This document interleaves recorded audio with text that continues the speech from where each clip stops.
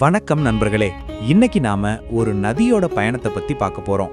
ஆனா இது சாதாரண நதி இல்ல, நம்ம இந்தியாவோட உயிர் நாடியான கங்கை நதி.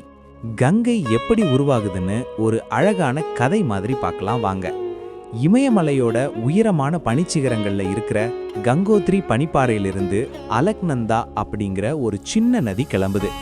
இந்த அலக்நந்தா நதி ஒரு சின்ன பையன் மாதிரி துள்ளி குதிச்சு கீழே ஓடி வருது.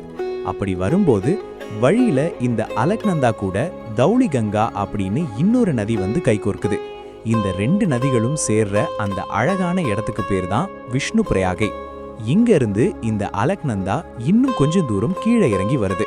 அப்போ நந்தாகினி அப்படிங்கிற இன்னொரு நதி இதோட வந்து இணையுது. இந்த இடத்துக்கு பேரு நந்த பிரயாகை. இதுக்கப்புறம் அலக்நந்தா நதியுடன் பிண்டர் அப்படிங்கிற ஆறும் இதோட வந்து சேருது. இத கர்ணப்பிரயாகைன்னு சொல்றாங்க. மகாபாரத கர்ணன் இங்க தான் தவம் செஞ்சதா ஒரு வரலாறு சொல்லப்படுது. இப்போ அலக்நந்தா இன்னும் கொஞ்சம் பெரிய நதியா மாறிடுச்சு. அப்போ கேதார்நாத் பக்கத்துல இருந்து வர்ற மந்தாகில் ஆறு இதோட வந்து சேருது.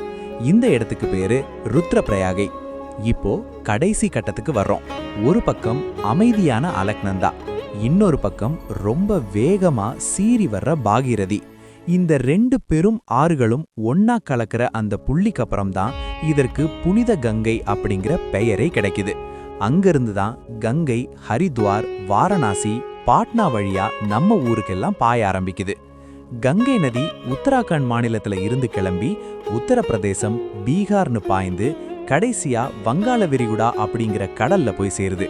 சரி நண்பர்களே, இப்போ உங்களுக்கான ஒரு கேள்வி. இந்த வரைபடத்தை நல்லா பாருங்க.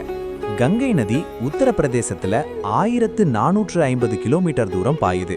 அப்போ மேற்கு வங்காளத்துல அது எவ்வளவு தூரம் பாயுதுன்னு யாராவது சரியா சொல்ல